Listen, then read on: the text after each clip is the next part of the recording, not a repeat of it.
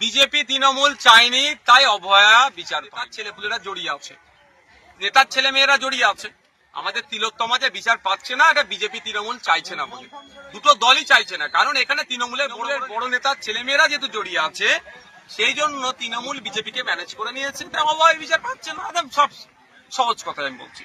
কারণ সিবিআই বলছে যেদিনকে তিলোত্তমাকে খুন করা হয়েছে, ওই দিনকে ওই করিডোরে প্রায় আপনার 54-55 জন যাতায়াত করেছে। সেই 54-55 জন কারা খুঁজে পাচ্ছে না?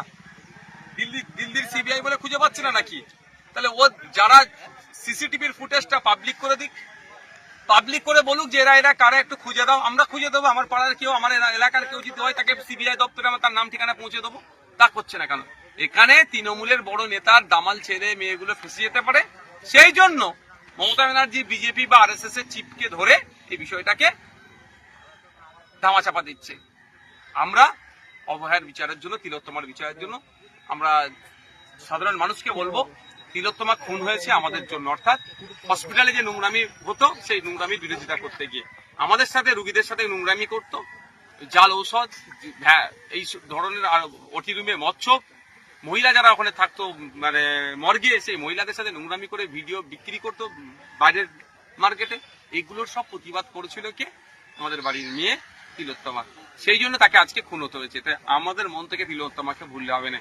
বিজেপি তৃণমূলের বাইনারিতে বিচার না পেলেও আমরা এটাকে এগিয়ে নিয়ে যাবো। আমরা এমন জায়গায় পৌঁছাবো, বিজেপি তৃণমূল বাধ্য হবে সত্য বিচার করতে। পৌঁছে দিয়েছে। আজ আমরা 9 আগস্ট থেকে 15 আগস্ট পর্যন্ত অধিকার সভা রেখেছি।